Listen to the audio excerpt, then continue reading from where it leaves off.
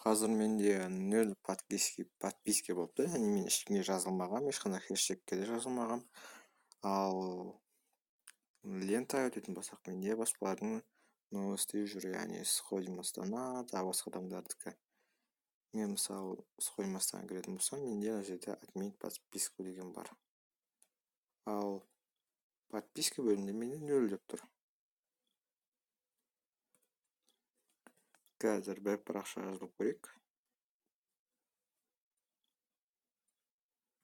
Подписаться басам. Подписка болды. Бір подписка деген кіреді енді. 0 подписка болып қалды қайттан.